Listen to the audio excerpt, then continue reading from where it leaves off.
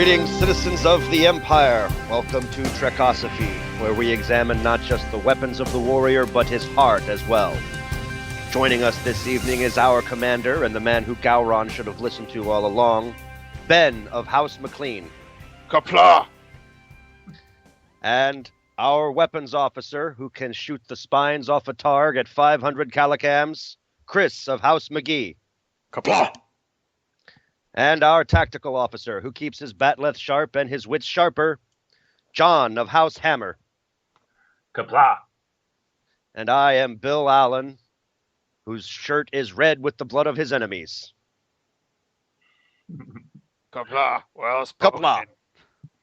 Kapla! That's about that and Patach are about the extent of our Klingon vocabulary here. I don't think any of us are that much into the language, but and in case anyone's wondering, if it isn't obvious by now, this is the episode where we're discussing the Klingons. Awesome. Dun, dun, dun. Well, and by Klingons, we pretty much mean the next generation, and by next generation, post next generation. And by that, we mostly mean DS9 and a little bit that one engineer lady on Voyager. That's about it, really. I mean, no one cares about the original series Klingons. The 24th century, not the 23rd century Klingons. Right. Yeah, they do deserve, I guess, a brief mention for their old history. Yes, they were in the Yeah. And moving on. They were just in the show as the bad guys of the show. That's all. They were Soviets and occasionally Nazis, and they show up on a DS9 episode one time as the good guys. That was actually cool. The TOS bad guy Klingons become the good guy Klingons and get to hang out with Jadzia. So that was an awesome episode. That was a lot of fun. Master Kang, the Dahar Master. I have no idea what being a Dahar Master is, but I think it has something to do with, being into the Klingon equivalent of Kung Fu. So that sounds awesome. Anyway, so I was saying that we had a false start before this episode started, and I was just saying that the whole point of being a Klingon is, of course, the warrior ethic. You can take the Klingon out of the battle, but you can't take the battle out of the Klingon.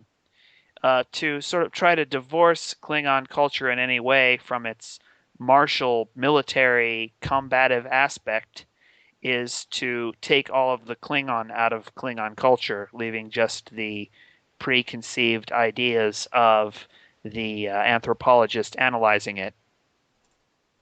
I mean, in some ways, in that way, I think that this is the problem that is faced in Star Trek in general, which is Star Trek is entirely focused on the starfleets of the various major races, unless you go and visit somebody's little planet. But anyway, so if you're talking about either the Federation or the Klingons or the Romulans or the Cardassians, we're almost always just seeing their military or their space force or whatever. And with the Klingons, though, it becomes especially hard to even imagine how the society works. Is absolutely every single person in the entire Klingon Empire a warrior? We get very little in the way of glimpses. We go to the Klingon homeworld all the time, but we don't actually talk to anybody almost besides this warrior elite. Is there like a slave caste below that? It isn't really well established. Well, there's a few things about that we do learn, and are hinted at by different statements made within the show, particularly the episode House of Quark tells us a little bit about life inside the Empire, and also the episode where Worf is on trial in DS9. And it basically goes like this.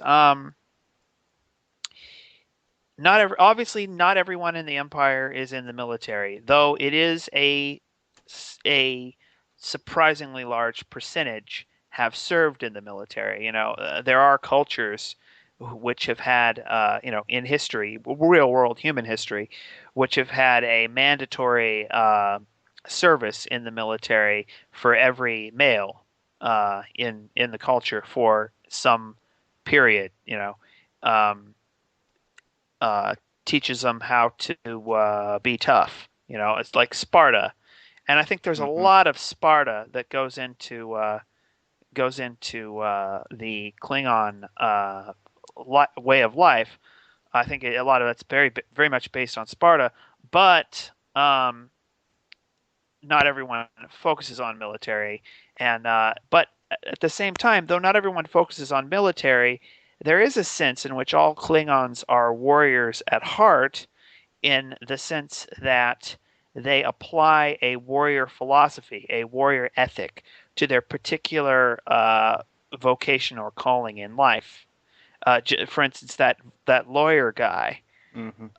in the episode where Worf gets arrested says that the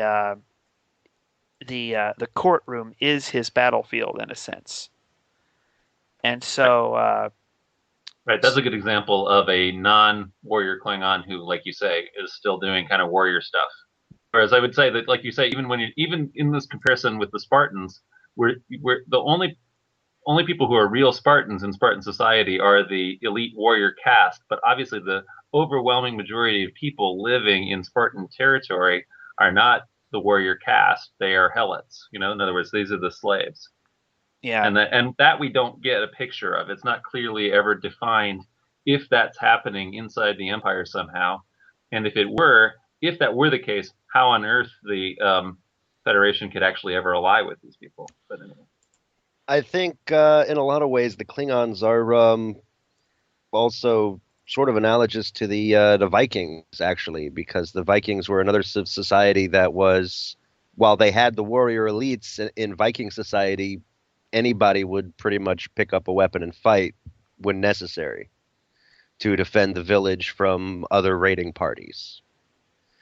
And when you watch a lot of just the Klingon gusto and how they enjoy life, I mean, they really do remind me a lot of Vikings. They're just Vikings dressed as Kiss fans.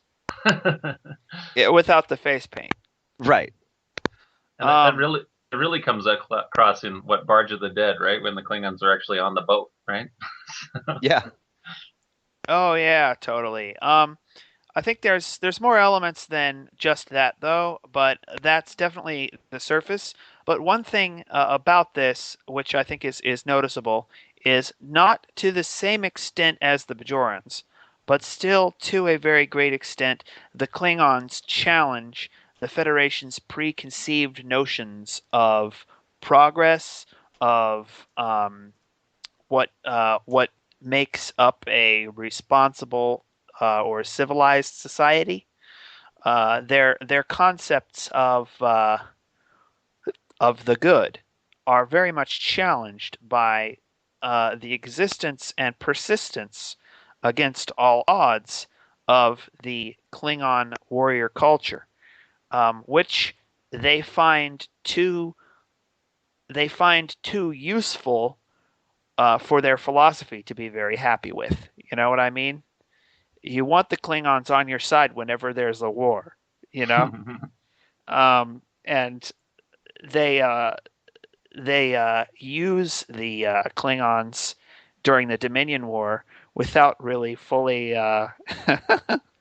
without really being all that happy with the compromises they make to Klingon ideals during the Dominion War, and then that sort of there's a breakup at the end of the Dominion War where they pour the wine on the ground.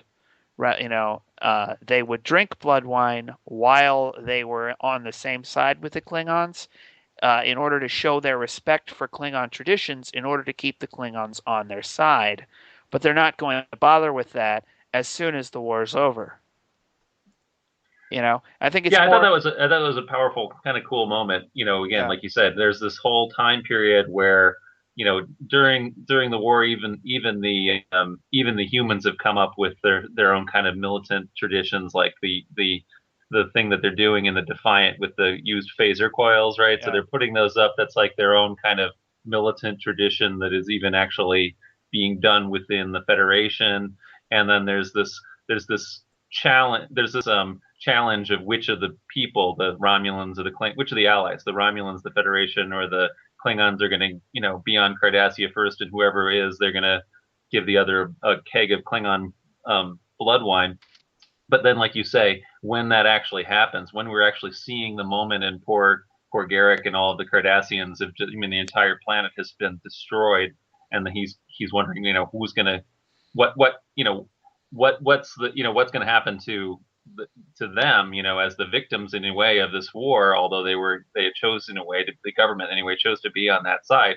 Then, and the humans at that point aren't prepared to drink over Cardassian corpses, Yeah. Now, of course, there is legitimate reasons why they wouldn't want to do that.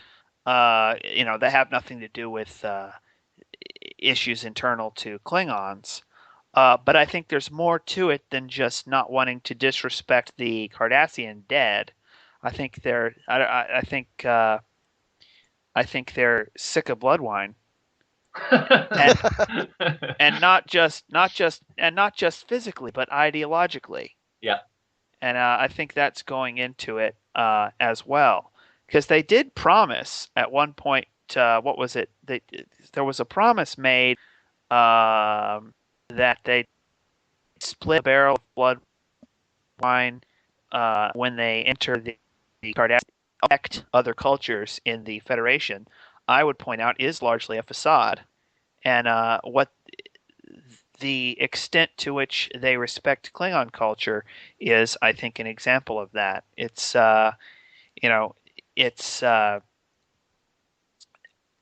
it's not real, and so the Klingons are at least honest. There's at least a certain honesty that the Klingons have that the Federation often doesn't. What was it Martok said? We don't embrace other cultures. We conquer them. Well, at least he's honest. The Federation. So are the Borg, right? We right. we don't learn. We don't explore. We assimilate. Yes, exactly. And so going back to what we talked about when we talked about Garrick, I think some of Garrick's critiques, despite the warped perspective he comes from, some of Garrick's critiques of the Federation are legitimate in that the Federation isn't really as tolerant and all-embracing and all this, multicultural and all this stuff as it pretends to be. And I think there's a certain fakeness to multiculturalism in general, because all the cultures except yours are not multicultural. It's not a reciprocal thing. And in some cases, if you made it a reciprocal thing, then you wouldn't really be embracing other cultures. You would be making other cultures like yours, which would kind of defeat the whole point of multiculturalism, wouldn't it? So that's what I mean by you can take the Klingon out of the battle, but you can't take the battle out of the Klingon without taking the Klingon out of the Klingon. There's certain things that have an essence that will not and cannot be compromised. And now, that is to say, there's a fighting spirit in every Klingon. Now, not every Klingon has an honorable fighting spirit. Now, we probably need to get into talking about honor here. Does anybody have? Yeah. Mm-hmm. And this is where I get this sense that, at least in the Next Generation timeline, that Klingons have a little bit more in common with, like, the samurai of Japan. Sure. Is that kind of it? Yeah, anyone else their get code that of sense? honor is definitely very strongly influenced by, maybe not exactly by the Asian culture, but by the 1960s kung fu movies Americans watched that reflected that Asian culture. An archetype. I think so. I think there's also a lot of medieval European stuff going into it as well. At least not maybe historical medieval European, but Hollywoodized medieval European stuff. This whole idea of honor and chivalry. Their idea of chivalry isn't identical with the Sir Walter Raleigh type stuff, but it does have in common a certain attitude toward ethics on a meta-ethical level, toward individual ethics. But it's always complicated too what this exactly this honor code is, because for example, there's the episode where the Defiant is trying to rescue the civilian council after the Klingons have had a sneak attack on Cardassia, and Cisco has decided that he's going to use the cloaking device and to go through the battle lines and go rescue the Cardassian civilian government. And so they go to this giant scene of this giant battle where there's all of these destroyed Cardassian ships that may well have all kinds of survivors. And there's the question of whether or not they're going to decloak and help any of the survivors.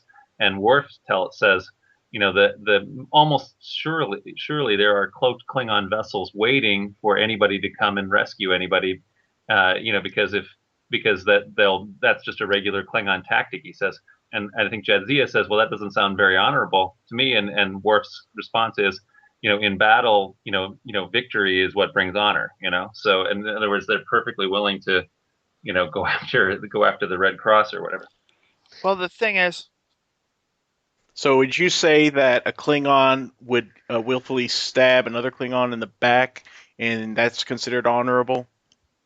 Which actually they did do in one episode. They stabbed Picard in the back, but then again, he wasn't a very honorable Klingon. Ross. I know I talk a lot, but I would like to interject something here. I think there is a very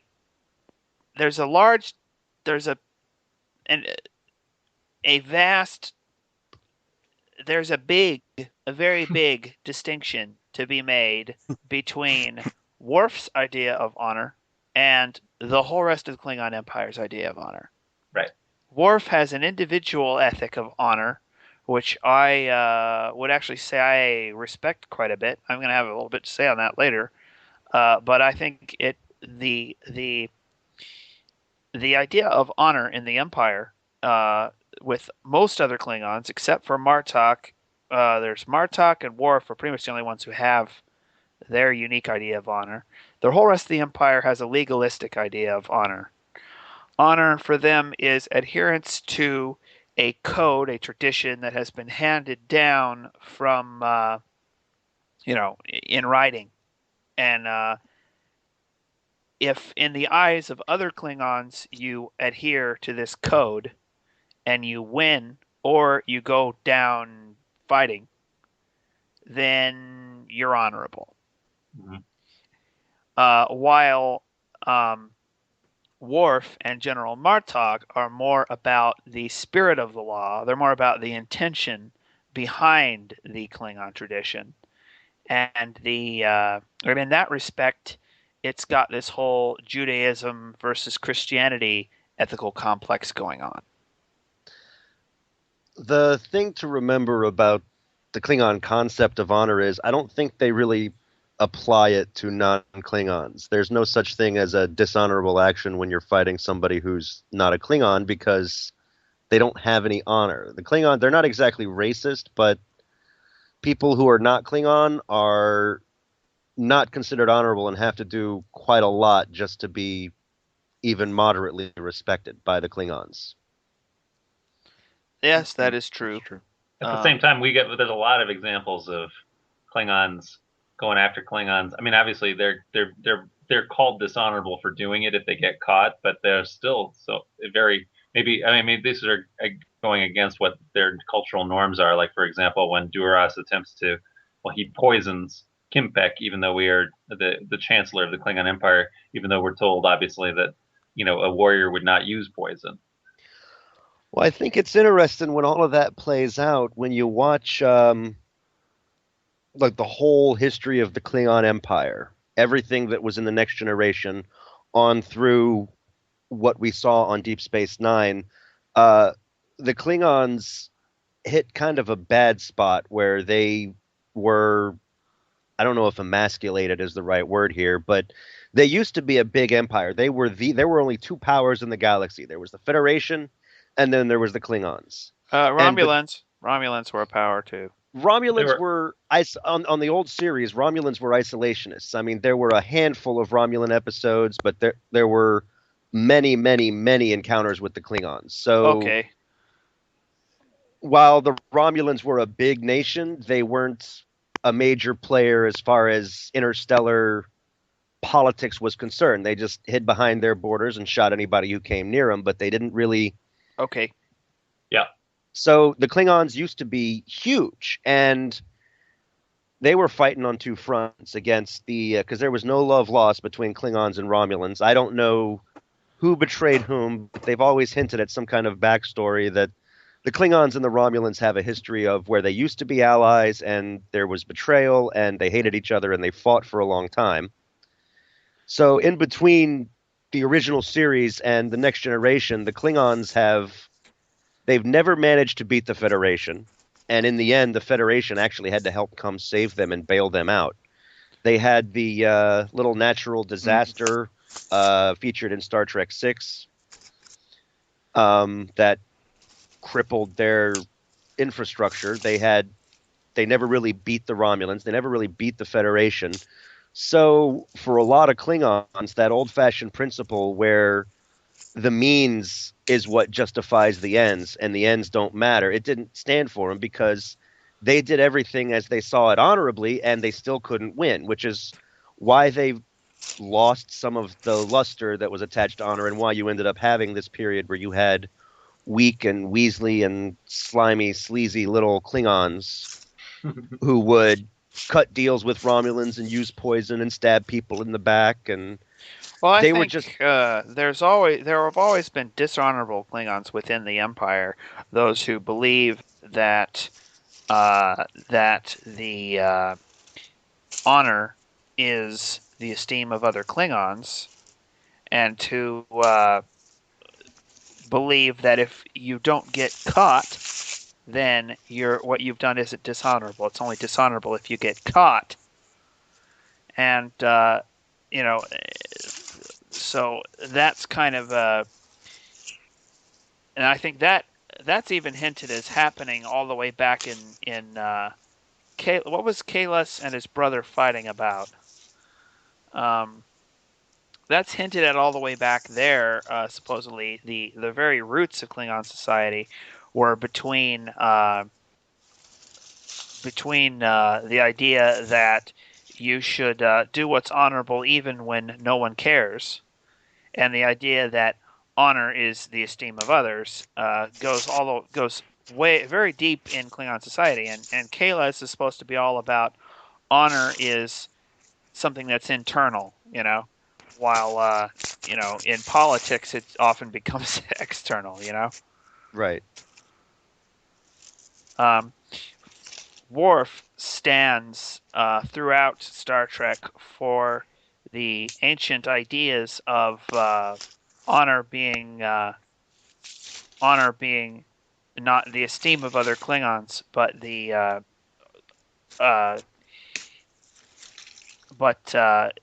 obedience to your conscience above all else. And Worf has this sense of primitive honor that I think is very important and actually features fairly heavily in my own philosophy. It's what's missing in Huxley's Brave New World. Does any of you guys, have you read Huxley's Brave New World? Yes. A long time ago. Well, there's the scene where John the Savage rejects the advances of, I think her name is Lolita, Lenina, I forget her name. Name starts with L.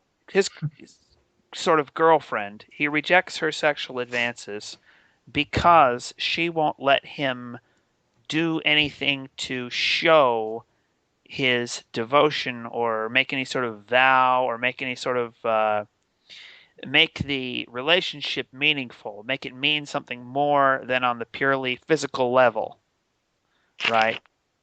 And she can't conceive of that kind of relationship. The kind of relationship she can conceive of is purely on the animal level. And while John has this primitive sense of honor that has to be appeased or has to be acknowledged or followed, which is completely missing in Lolita, and sort of. That is what Worf, I think, a lot of times represents, is this primitive sense of honor that is sort of, I think, comes before we get words for it.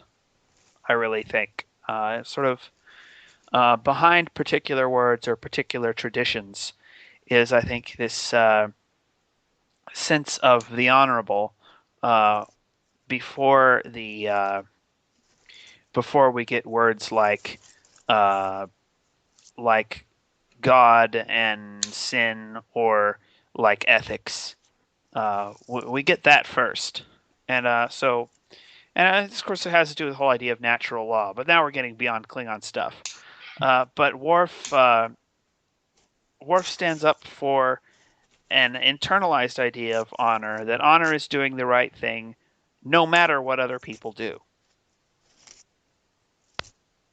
Well, we have a lot of, I mean, there's a lot of examples of him, let's say, taking a stand that is consonant with his vision of honor or his vision of Klingon honor, even when that stand then, is completely at odds with the Federation norm of ethics, right? And so Picard, who always embodies like moral perfection, will occasionally be at complete odds with Worf's, stands. And so, like, an example would be with the wounded Romulan, where Worf is the only potential blood donor for whatever reason. And so, but as a result of that, that was so ridiculous. I know, but for whatever reason, that's the case, right? But anyways, but Worf, rather than the plot demanded it. Yeah, the plot demanded it. But even though the plot demanded it, Worf actually stuck to his guns and refused to do it. And because Picard refused to order him, because Picard's morality prevented him from ordering Worf to do it. But Worf, would have done it had he been ordered, but he refused to do it just because. And so that really made so they got totally at odds, and then the Romulan died. Well, then of course that would have also sown some seeds of, distrust and between I thought Picard that and was Worf BS. I as would well have from then ordered on if he had Worf fought to do it. Just Well, do it. You're a Starfleet officer. You're trying to save a life. Do it. Well, and Janeway would have done that, but Picard obviously was setting a different moral standard always than, let's say, some of the other captains. Yeah, a lot of times I'd agree with Janeway more than with Picard, which is surprising, but yeah. But another one, for example, that he was going to stick to, was his decision that he was going to, when he was wounded, that he was going to commit suicide, let's say, rather than live in any kind of way disabled. He wasn't just wounded; he was a quadriplegic at that point, wasn't he? Yeah. So rather than live in the chair or whatever, he was going to commit suicide. Yeah, and I noticed that they didn't really use any of the futuristic technology to give him something to do. Like, you'd think they'd put a computer in the room so he can read books or Sure. Watch old movies or listen to Klingon opera or something. But no, he's got to stare at a blank ceiling all day. Right. Yeah, it'd make anybody want to kill themselves, wouldn't it? So a bit of a plot hole there. Poor Christopher Pike. Yeah. Well, of course, I don't believe in suicide and all that. But the point is that was what they were showing that was, though, as a completely separate cultural value that is embodied in Klingon culture to an extent, or whatever Worf's understanding of it and his personal code and interpretation of it. Where this is the example.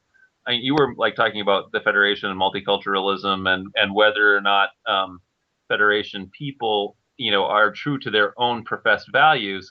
The one place where, I mean, and I think that in a lot of cases it doesn't happen, because I think the Federation people will show some very serious contempt for Bajoran religion a lot of the times. But the one place where this is, I think, even by the show's writers, where these things which are different from the Federation norms are taken seriously are with this Klingon stuff, because when Worf takes those stands, even if those stands are not within the norms, his character is shown to be honorable on his own terms, even though he's not agreeing with Picard's idea of honor.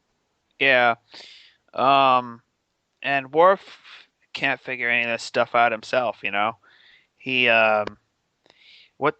there's a great episode that's kind of like that. The one where his brother wants him to complete a ritual that would kill his brother, which would redeem his lost honor and let him get into Sto-vo-kor, even though he didn't win any battles. Right. And he's gonna do it on the station, which is retarded.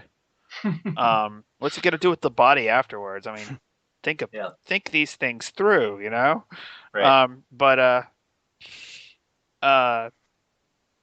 He's gonna do it on the station, which is just stupid on several levels. But I mean, just logistically. But he says that once he sort of looks in the eyes of Jadzia and Odo and other people on the station, how they perceived that changed his view of it. Yeah, he does a totally different thing, like you say, by then in that Deep Space Nine than he would have done in the Next Generation. I think in the Next Generation he would have done it. Yeah, he grew as a character, and I think that was I think that was a good thing. Yeah. And the thing is, his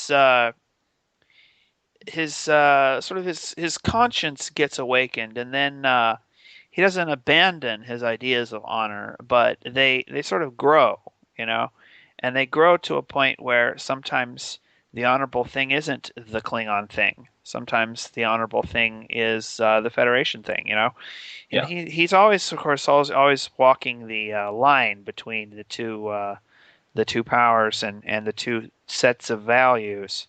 He's also walking the line between, by the end of it anyway, he walks that line between the two types of honor, because he doesn't always hold to his personal code, because people can change his mind and show him a better way. He found that balance between that public image honor and that internal integrity honor. Yeah. Although I do want to say that the one person out of the whole thing who gets screwed the most is always poor Kern. Like you're saying, his brother, who will show up and say, hey, we can do this and that, and Worf will say, no, Kern, I am the elder brother, and then Kern will just be, what? You're crazy. Oh, I was gonna say I thought Alexander got pretty screwed over, because Worf is like the most terrible father ever. He is. I mean, when Worf is around, he's not that bad of a father, but he's not around, he gives up, And I just thought that was an area in which Worf does a very bad and dishonorable job is in parenting.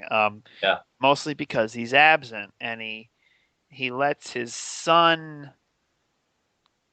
I mean, he leaves his son to be raised by the grandparents or whatever, and doesn't put his son to be the most important thing, even though he's the only parent the kid's got at that point.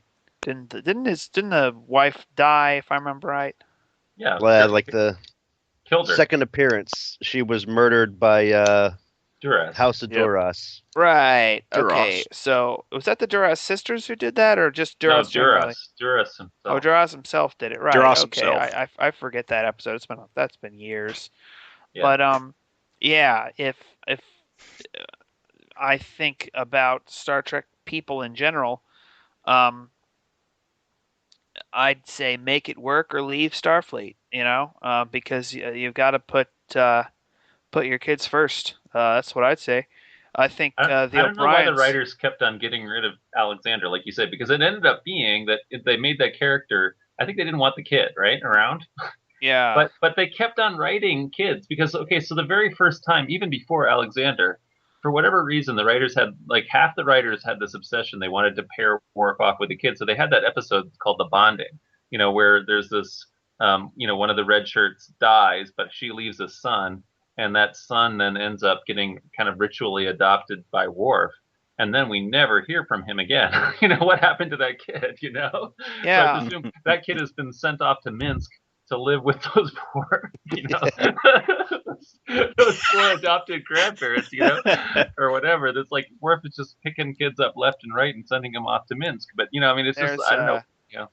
Yeah, well, I can see why, from a writing perspective, they want to involve Worf with kids, and that is first of all because of the huge contrast between the whole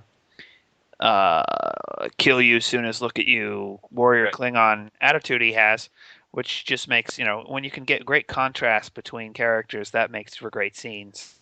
Yeah. But also the whole idea of primitive sense of honor very much has to do with the idea of rite of passage and growing up and uh, masculinity so I would have been a little bit more surprised if Worf ended up having a daughter. That would have been a little weird. From a writing perspective, yeah, I mean that would have been a little harder to explain. But Worf having a son kind of makes a lot more sense because he's got this sort of he represents a dead tradition, and how is that tradition going to survive? And passing that on to young people seems like an obvious direction for his character to go in. He represents a dead or dying tradition anyway. Like what is it that one guy on DS9 said? We used to be feared, and now our children work in restaurants while people drink Rakugino, or what was that the guy said? So he represents a dying tradition, and so there's a lot of there's a lot Worf has in common with conservatives politically, which is kind of I think one of the reasons Star Trek is more than the left-wing propaganda hack job some on the right from my own sort of ideological camp try to paint Star Trek as this far left hack job because they're in the future, science has solved all their problems and they don't have money, therefore it's a commie left-wing uh, uh, fest thing. But no, there's more to it than that. And because there are characters who embody more sort of right-wing type values who aren't always wrong. Sometimes the Federation's wrong. Well, I was going to say, so for example, yeah. you were talking about the Worf and Alexander relationship and actually training his son into this thing. So the kid's like always saying things like, "I don't want to be a warrior," this kind of thing, right? And so he doesn't want to initially follow in this traditional footsteps. Yeah. But like Worf actually has, I think, in this one, this is a place where again I think that the writers of Star Trek take like Klingon religion, they take it way more seriously, let's say, than they take Jordan religion. And the place that I'm really thinking of is that they developed this entire kind of Klingon scripture.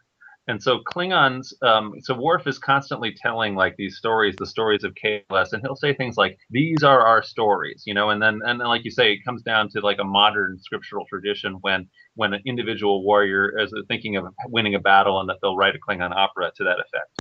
But like, so there's this moment when Worf is telling Alexander this story of Kahless and his brother, and what happens is that Alexander is from the Federation, and so Alexander immediately says, why did Kahless do that? Maybe maybe the brother only wanted to explain this. Why wouldn't this have happened? In other words, he immediately does this sort of let's say higher criticism or criticism of the scripture. And Worf's response is, that doesn't matter. In other words, it doesn't matter what happened or didn't happen or any other thing, because the point of the scripture is that these are our stories. This is what tell us how we, that form our culture, regardless of, the historicity of these things. Oh, so I forget, what did Alex ask? Did he ask? He asked about the historicity of the Kalis stories, or? Yeah, yeah, Oh, absolutely. okay. So he And so wasn't. essentially what's happening is like like Kalis goes and he cries and he cries and creates a whole ocean or something like that, right? Oh, I mean, right. so Yeah, it's a mythology. yeah, Yeah, yeah. So, but and Yeah. it's scripture mythology. But anyway, because these are our stories. But what I'm saying is that yeah, Worf actually has a very strong and impassioned defense here of why these stories, form the whole Klingon identity, and there isn't any, and that's not, and we don't question him that way, is what he's essentially saying to Alexander. yeah. I think Worf is bringing up the distinction between a myth and a lie. There's a big difference between a myth and a lie. Because a myth is an instructive, although not literally true, story. For instance, when Aesop writes stories about talking animals, those are myths, and it's Those not are quite those are fables. well, yeah, but So they're I on think the that fables are different from they're myths on too. the But myth side of the distinction between myths and lies. okay, Okay, I mean, I would say a fable is a type of myth, but I'm not necessarily using the terms in quite the same way as you would in all contexts, because okay, in some contexts you'd want to get more specific than I'm even getting. But what I'm trying to get is a distinction between mythos and logos. And certainly fables are on the mythos side. There's no actual, real, historical ant and grasshopper, in the sure. story of the ant and the grasshopper. And whether Hercules ever actually appeared to deride the lazy wagoner makes no difference at all. And when uh, when Jesus says that the uh, laborers came to work in the field, and one of them came at the beginning of the day, and another one came in the middle of the day, and another one came in at the end of the day, but they all got paid the same. It doesn't matter at all whether there is a real field anywhere that actually happened at, because it's a story, and I think Worf is saying that the ethical values in the story are much more important than the facts in the story, and I think there's some merit to interpreting a lot of texts that way. On the other hand, that doesn't always work. For instance, I brought up the New Testament already. The New Testament does not. The New Testament contains some myths or fables in it, but it does not admit itself to be one, in total. Right. So that doesn't But in this case, always work, but it works for the Klingon ideals, and it works for the Greek and Roman ideals. no, I don't think I don't agree with the distinction you're making. So I know that you're talking about fables and parables as if those are then in the same category as myth. Which I think that in what I'm really just trying to say here is that Worf is not considering um, the stories of Kahless to be parables or fables, but rather yes, they are myths, but I would argue it rather that he's not thinking of them as myths, he's thinking of them as scripture. So these are still meaningful. They're at the heart of what it means to be Klingon. They're scripture, but it isn't.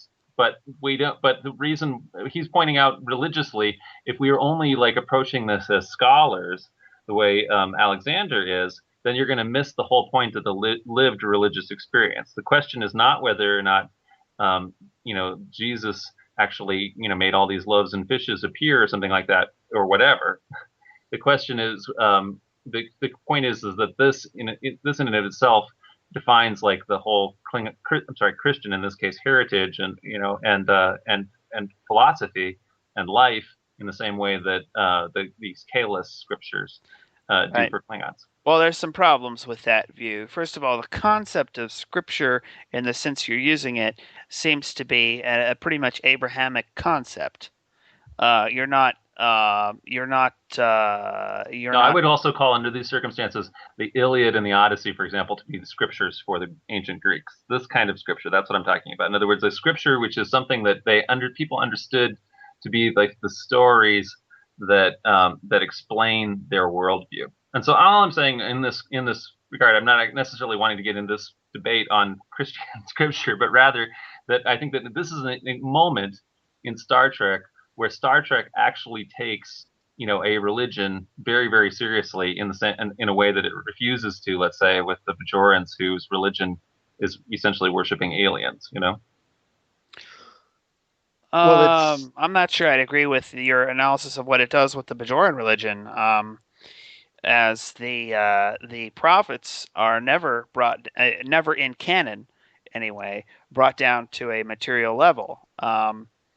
Uh, they can be called aliens and they can be called gods, and who's right is never a question that the what's on screen or what's in the script ever settles for the audience. And so they're the that's really never settled. Well, the Federation people have contempt for for the religion, though. I mean, in other words, the Sure Federation people will constantly say wormhole alien, and they'll also essentially indicate in all kinds of different ways. Like when admirals come and talk to Cisco, and Cisco says anything to imply that he was taking his role as emissary in religious sense in some way seriously, then they actually get Yeah, freaked out. and that's the thing. The DS9 does not presuppose that the Federation folks who do that are right. Are right in that view. It comes out very strongly against many aspects of the creation science movement in one of the episodes with Vedic Wynn and the school. But it never dogmatizes materialism the way Picard does in TNG. And I mean, you by the end of it, is Cisco right? Are those admirals right? Are they both kind of right, or are they both entirely wrong? It's really left up to the audience to figure out, because the characters certainly don't know. And DS9 is a very open book, really, and even though the Federation people do that, um, I don't think the show takes that side. The show has some characters take that side, but DS9 quite often shows us the sort of dark side of the Federation. The Federation is not always right, is one of the points the show makes. So I think there's you have to. It's a mixed bag. Um, I think there's a sense in which well, okay, skip that. We're talking about the Klingon religion, and I think the Klingon religion is basically modeled on Christianity. Uh, because, and this is a case for a case for this is actually made on a website. I'll probably want to link in the description for this episode. Not that I entirely agree with everything that people have said about this, but the Klingon religion seems to be modeled almost exclusively on Christianity, and on American Christianity in particular. The Christianity the writers are familiar with, not on Catholicism, but on the sort of Protestant sort of Christianity that in the United States, that we're probably familiar with today, and both in good ways and in bad ways. There by the time DS9 comes around, it's sort of multifaceted. But there's a lot of it going on. Anyway, I'm talking too much. I keep expecting you guys will interrupt me or pick it up or something. well, I'm gonna disagree with the idea that the Klingon religion is Christian based. I mean, I'm sure there might be some commonalities between Christianity and Klingon religion, just like there's commonalities between the philosophies of Christianity and Buddhism. There are some common threads that run through many very different religions, but no, I don't really see the Klingon religion as being Christian.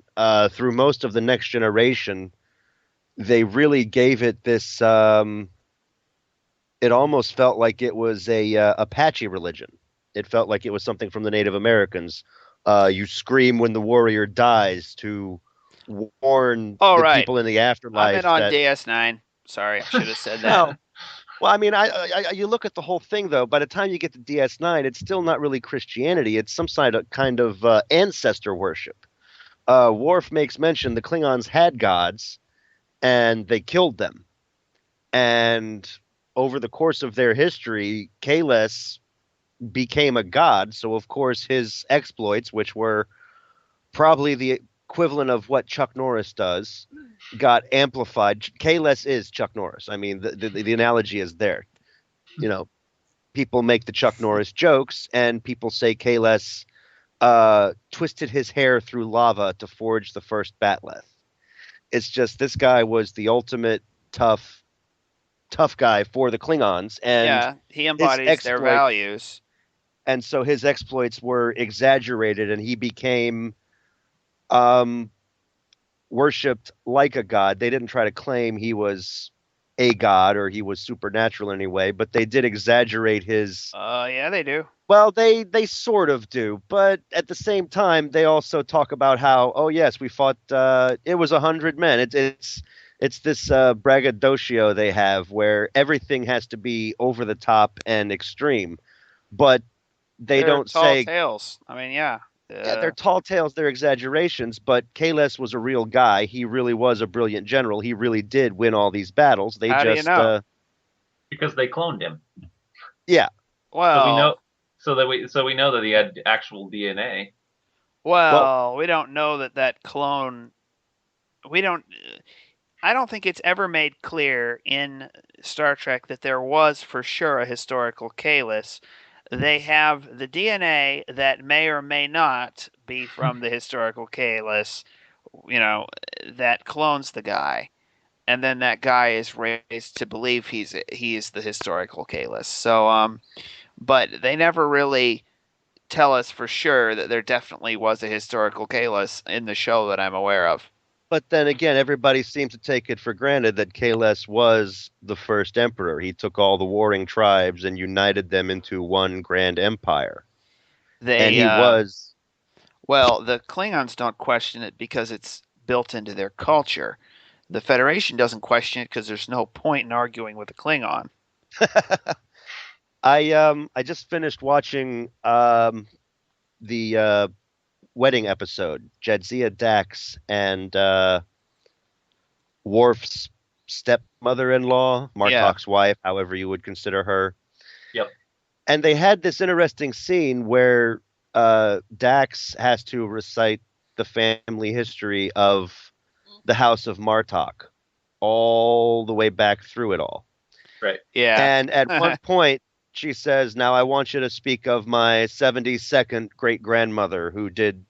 And Dax says, oh, yeah, did some digging. Turns out the whole royal line was killed, and your 72nd great-grandmother was a scullery maid who survived the massacre and claimed royalty in order to keep that royal line going. And that was very upsetting to the future mother-in-law, but at the same time, Dax, yeah, she played the whole, oh, it's not historically accurate, but even Dax never really questioned that Kahless was real. So, I mean, she had that scientific mind, but she accepted that he was a historical figure. She probably didn't believe the whole swimming in rivers of fire and all that, but Kahless was an actual person. Yeah, I don't think we have any indication that, but there's not any indication that anybody, like you say, any Federation doubters are saying, well, this is entirely a myth. I mean, there's an argument that people make, I think very unsuccessfully, that there was no historical Jesus. But I mean, that it may well be that there's some extreme Federation historian running around that would say that, but we did never hear it. Well, most of the stuff that I hear about Kalis within the show is the mythological stuff that makes him sound like pretty much a carbon copy of Hercules or Thor. He's the first emperor supposedly, but that's not saying all that much because they don't really have. We're never told, much about the actual history of the Klingon Empire that far back, or even if it was an empire at that point. So I mean, it's never clearly shown. It's never clearly shown where the line is drawn, if anywhere, between the mythological Kalis and the hair lava first Batleth Kalis. So it's never it's never pointed out. I don't think there are ever any there are never any sort of Klingon miracles in Star Trek, the way the prophets are able to transcend time and space. Nothing like that ever happens in Star Trek. So the Klingon culture doesn't challenge the Federation culture metaphysically, but it does challenge the Federation culture ethically. And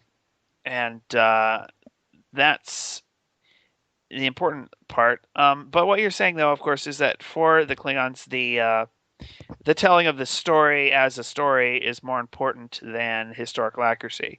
That's where you were trying to go with that, right? Me, not Bill, right? Yeah, that's where John was going. Sorry. Okay.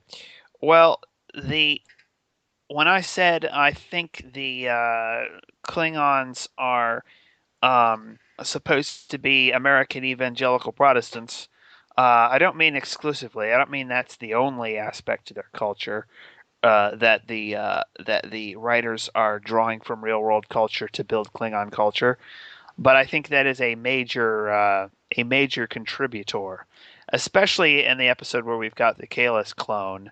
But I mean, there's a lot of messianic stuff going on with Kalis that I think is supposed to be an analog for Christianity. I mean, I don't know that though. Even so, the guy coming back or whatever to put the empire aright. I mean, that could also be King Arthur. In other words, that's a But then again, King myth. Arthur is a Christian myth. I mean, King Arthur. I know, but the myth of any great leader coming back again is pre-Christian, and that's a lot of. I mean, that's, in other words, I think it's a universal archetype. Yeah, the Egyptian Ra, the Greek Mithras. Who was the Hindu dude who had the whole died and had to come back to life thing? Hold on though. There's the way the scenes are set up, even in that episode, draw from the Jesus movies. I mean, I'd have to take you through the different scenes, but cinematographically, they're drawing from Jesus movies in some of the scenes in that episode.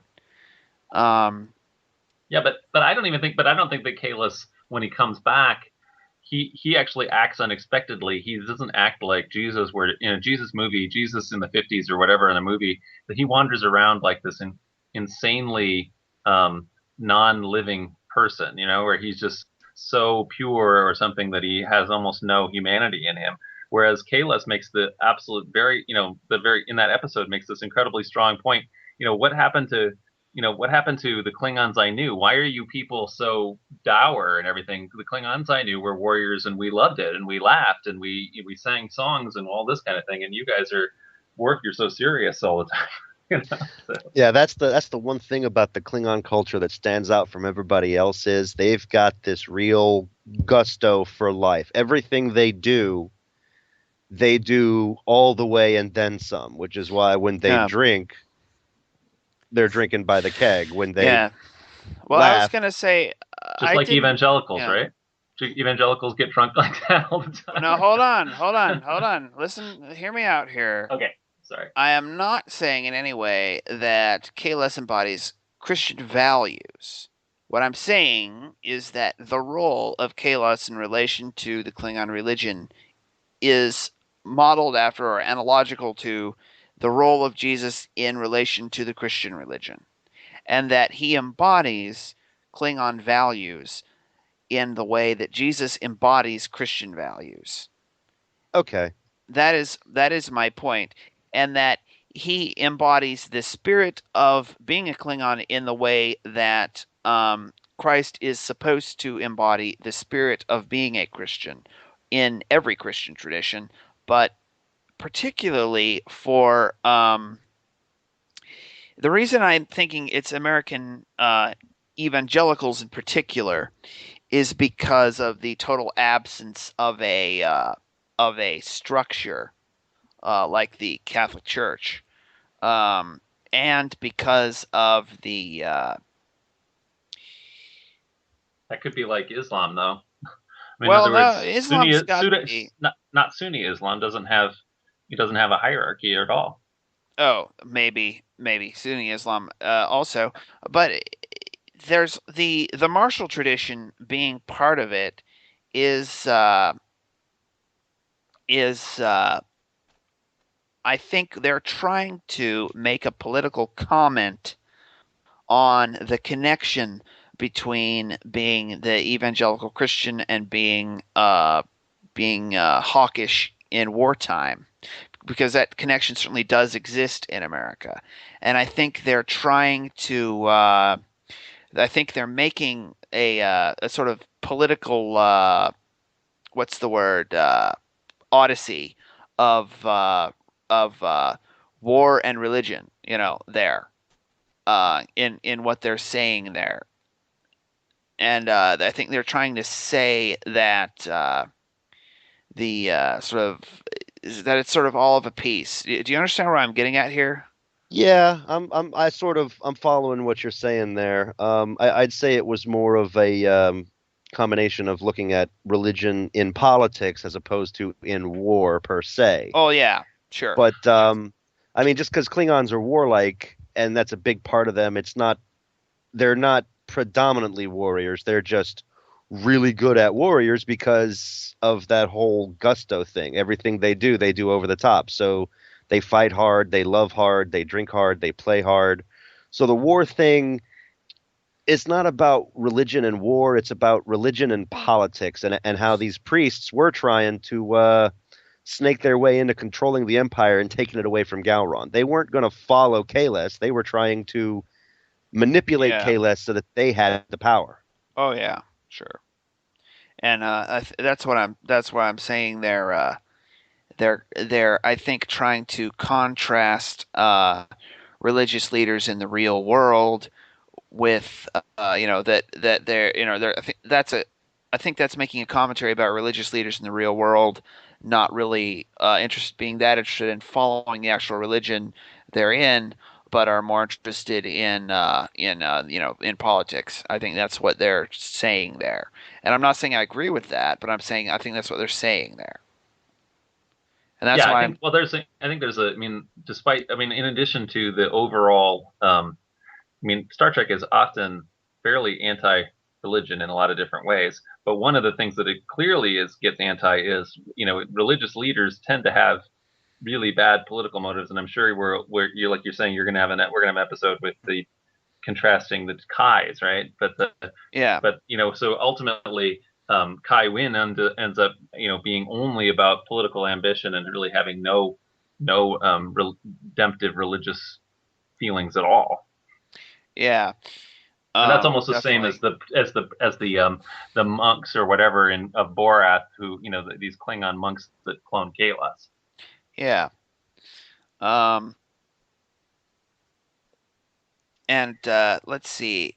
Is there any other aspects of Klingons we're missing here? It seems like there's something huge we're missing. There's a lot we're missing. The Klingons are pretty expansive. Oh yeah, the If we'd batleth. The batleth. You notice something about the batleth as a weapon that's very interesting? It's designed so that in order to use it, you've got to get really close to the other person physically. You notice that? yeah. And that's kind of Klingons, as a general rule, are very in your face like that, like the batleth. You don't keep your enemy at arm's length like with an earth sword, with these quick movements and tricks and things. No, no, no, no, no, no, no. It's gonna be a contest of strength and guts that gets right in the other guy's face. And that's the batleth there for you. That's why the Klingons love the batleth so much, even though some other weapons might actually work better. It would have been nice, I think, for that if they had done this thing. There was this early development in the Next Generation where the computer could simply deactivate all energy weapons. Like so, like a landing party were to, or a boarding party were to jump on the ship, the ship's computer itself could deactivate all those weapons. Yeah. And I wish they had kept that up, and and so like later in the later series in Deep Space Nine, like the Klingons are coming on and wanting to skewer everybody with their batless because they enjoy it, but the Federation people just phaser them all the time. It'd Yes, be nice the Indiana Jones move. yeah. Speaking of Indiana Jones, you know that episode where they find the sword of Kahless? Yeah. It's another episode that makes me think that Klingons are supposed to be Christianity, but because I mean that is the Holy Grail. I mean, I think it's an episode about the Holy Grail, or the Spear of Destiny, or the whole idea of relics going on there. Don't you think? Yeah, I can see it in that one more than the KLS episode. That definitely was a whole quest for the Holy Grail. Plus, it was that whole story of power corrupting because everybody kind of went a little crazy there by the end. Yeah, sort of like It's a Mad, Mad World. That movie. You remember that Right. one? That's Yes. a great movie right there. The reason I think I bring up all these analogs of Kahless being the Klingon Jesus is because, well, of course, there's the obvious syllabic. You know, I don't think I don't think it's a mistake that Kahless starts with C, with the CK sound. Kahless Christ. No, I think it's that's a total coincidence. I don't think because so. Ben, it has to be a total coincidence because the word Kahless actually comes from the old episode. It comes from the Savage Curtain. When they have this guy who's essentially Genghis Khan or Genghis Khan's friend, whatever, who's Kahless.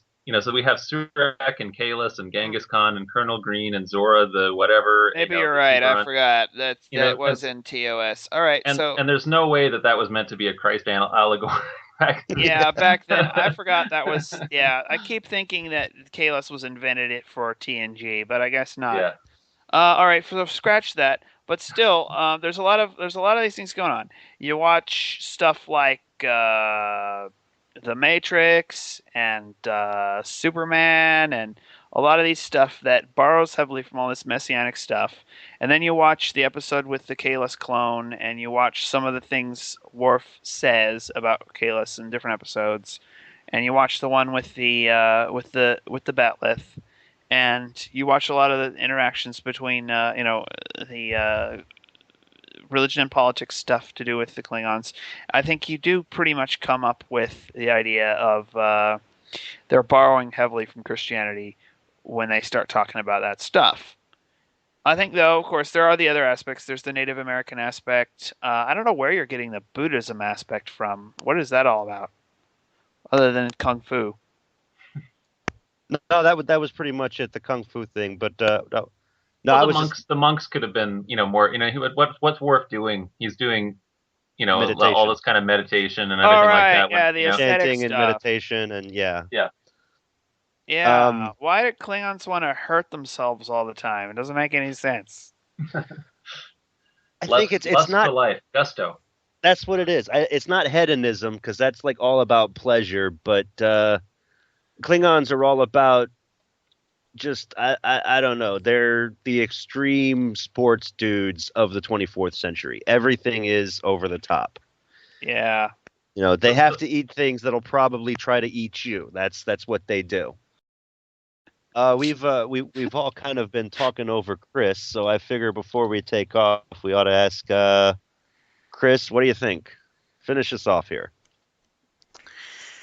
Well, if you really want my opinion, I don't really think that much about Klingons. Anyone who knows me can tell you that.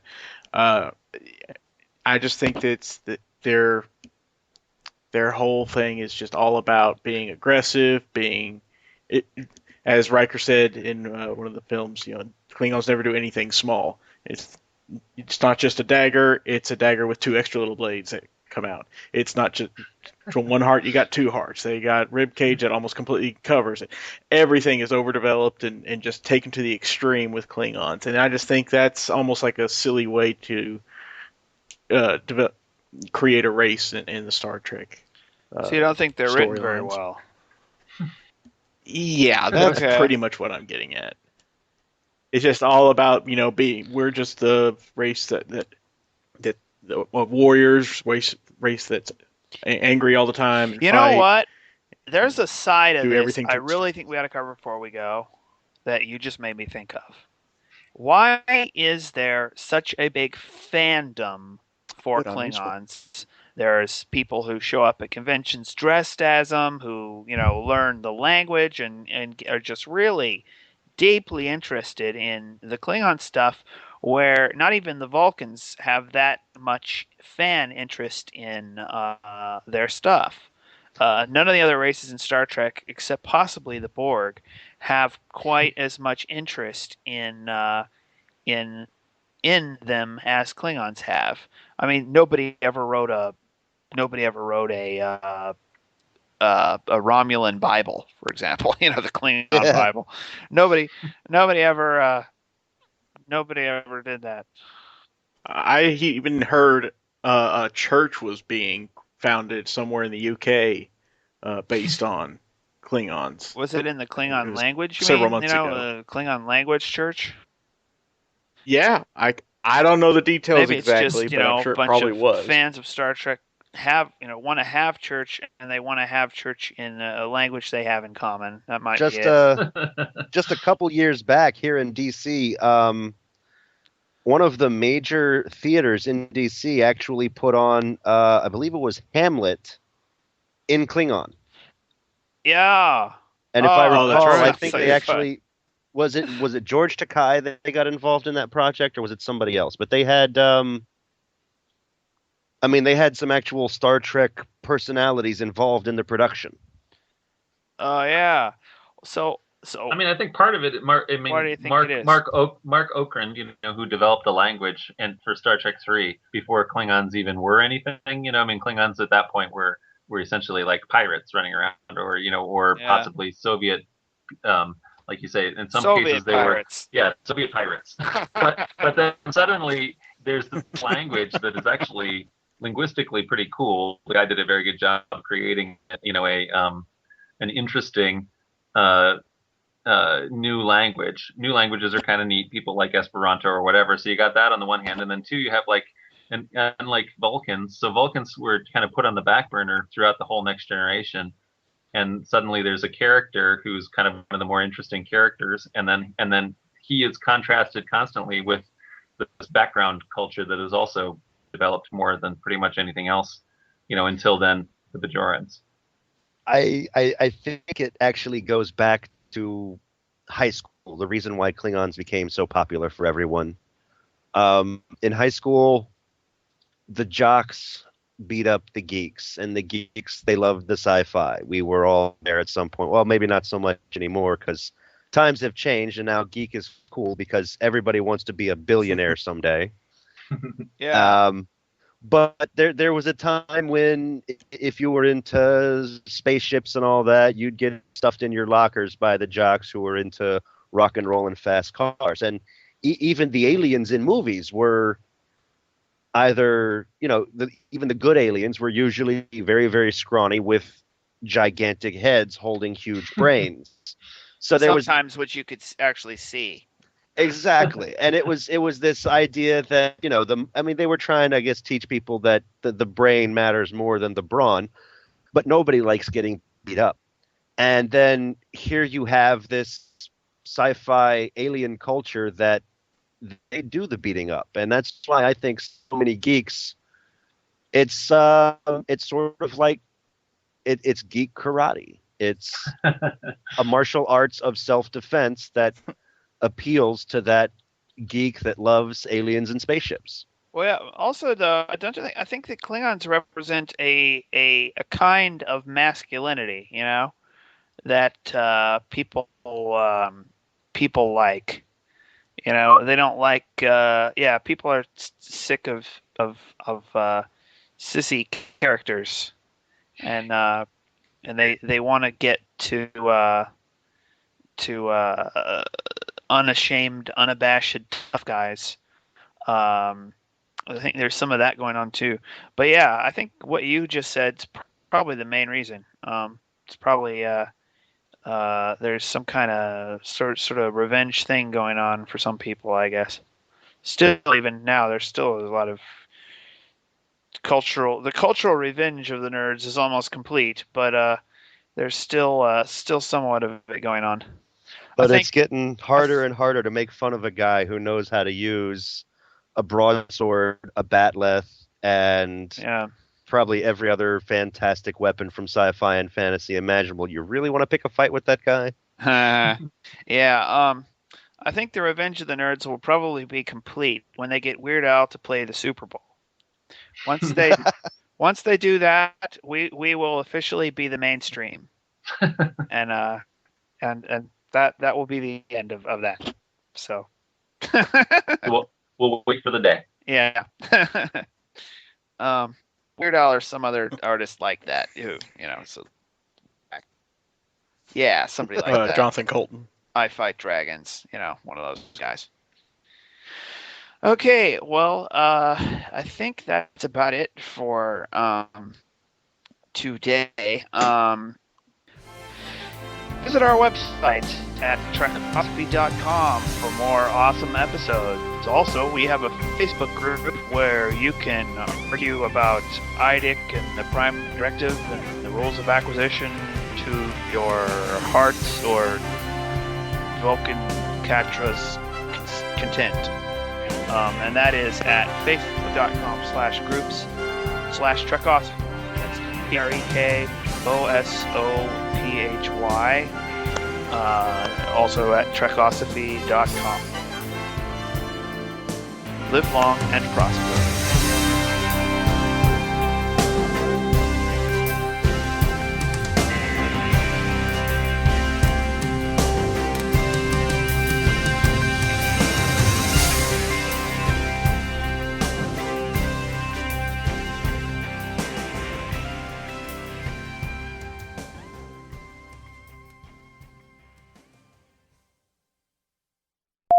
Who wants to record an opening?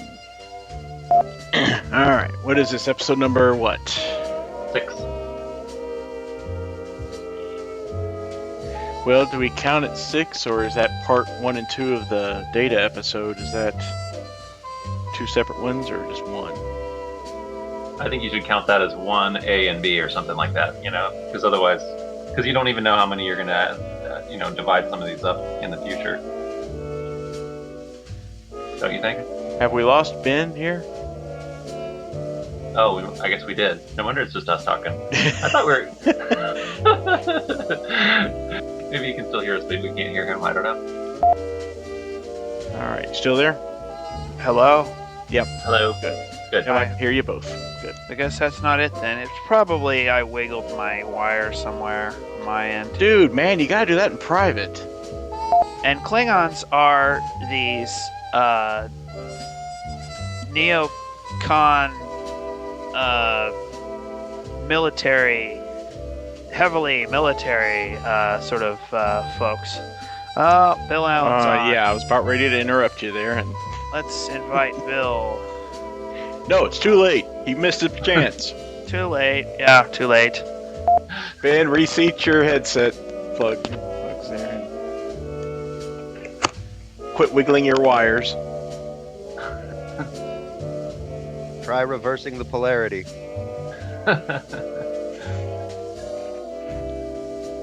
Sorry, a little Star Trek humor. No, That's what that they was great. I love it. That fixes everything. Once you reverse the You either have to reverse the polarity or you have to modify the phase variance, one or the other, and that Right. solves your problem. So Yep. maybe you just got hold it the right way or something. As long as oh, I forgot. I had a joke, but now I've lost it. Sorry. So Yeah. just the Jeans episode, I guess. I Dream of Jeannie, the episode of Trekosophy. Okay. Somewhere Spock is crying right now, and it's all because of you. Good. I Another- assume it's the Vulcan episode. Anything Vulcan is fair game. If we wanted to spend the whole time talking about Spock's inability to sing, that'd be fine. it's wide open as far as I'm concerned. What do you guys think? I think we got to avoid. I think it might be. We got to avoid talking about Go ahead. Spock's inability to sing because I'll have to start playing Shatner albums. Then we really Oh no! Oh, Shatner's Oh, cover great. of Rocket Man, and you want to complain about Spock singing? No! They're And No. I think They're it's both. gonna Stop! be Stop! a Stop! long time. yeah. When you have those extra centuries to play with, you can get a lot more done. Yeah. Pretty crazy if they did That's that. a lot more useless episodes of SpongeBob too. SpongeBob straight ears, is that what the Vulcan equivalent would be? Probably, yeah. I have another Facebook group and Twitter account and everything for the Q Continuum. We have a sort of John Delancey, Keegan Delancey fan club sort of thing. He's in video games and occasionally on TV, and just stuff related to that, and it's kind of fun. Some of the people who joined the group, I think, might have heard of it because of that in the first place. So yeah, I'm kind of not a stranger to setting up Facebook groups. I mean, I noticed somebody was making a Klingon group and somebody was making a Vulcan group. Somebody made